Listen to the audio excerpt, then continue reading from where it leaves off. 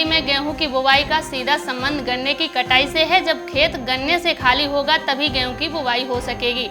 इसके लिए शामली के किसानों ने खेतों में दिन रात एक कर गन्ने से खेत खाली कर रहे हैं ताकि गेहूं की बुवाई का काम समय से हो सके। आपको बता दें कि जहां से फसल कट चुकी है वहां पर खेत को तैयार करने का काम किसान कर रहे हैं।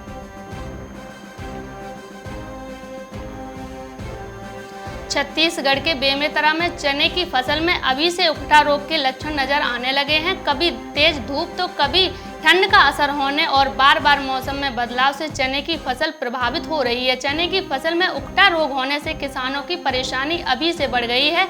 किसानों का कहना है कि चने का बीज भी महंगा मिला था और अब इससे कई तरह की दवाओं का छिड़काव करना भी महंगा पड़ रहा है। इसके बाद भी अच्छी फसल होने का कोई भरोसा नहीं है।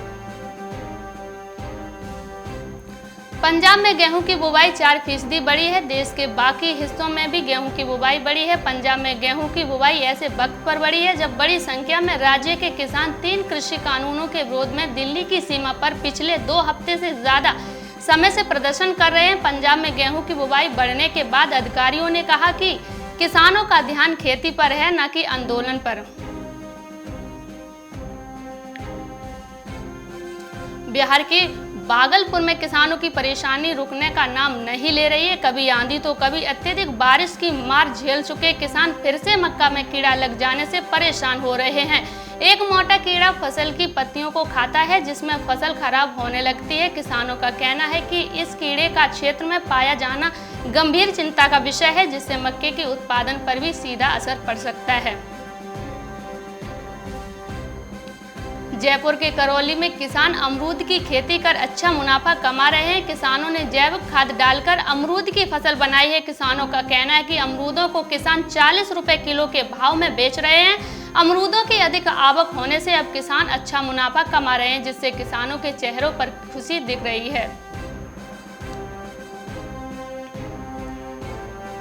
मध्य प्रदेश के रायसेन में शुक्रवार को सुबह से रिमझिम बारिश शुरू होकर देर शाम तक होती रही। मौसम विभाग के अनुसार 2 दिनों तक इसी तरह और बारिश होने का अनुमान है। बारिश के साथ ही कई स्थानों पर कोहरा भी नजर आ रहा है। कृषि वैज्ञानिकों के मुताबिक बारिश से रबी फसलों को फायदा होगा।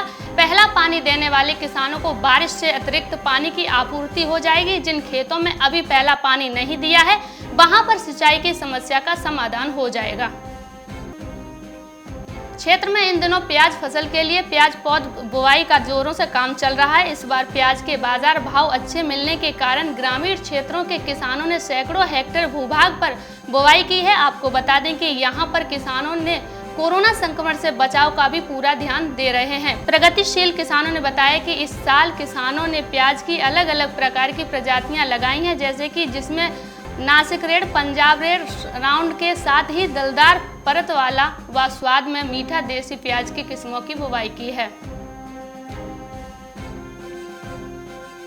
चालू सीजन मलसन इस साल अक्टूबर से लेकर अगले साल सितंबर के बीच पूरे देश में कृषि के लिए 9.15 लाख टन ज्यादा सोयाबीन उपलब्ध होगा। Soybean processors association of India के ताज़ा अनुमानों से ये आंकड़ा सामने आए हैं कि सोयाबीन तेल का उत्पादन बढ़ने की संभावना है, जिससे भाव पर दबाव बनना चाहिए। सोपा ने तेल वर्ष 2020 और 2021 के लिए देश में सोयाबीन एवं सोया मील की आपूर्ति और मांग की स्थिति का अनुमान लगाया है। उत्तर प्रदेश के बरेली में खेतों में तैयार हो रही आलू की फसल से किसानों को काफी उम्मीद है। दिल्ली में भले ही कृषि कानूनों के विरोध में आंदोलन चल रहा हो, लेकिन जिले के किसान आलू के आसमान छूते भाव और भविष्य में और महंगा बिकने के संकेत के साथ तैयारी में जुट गए हैं।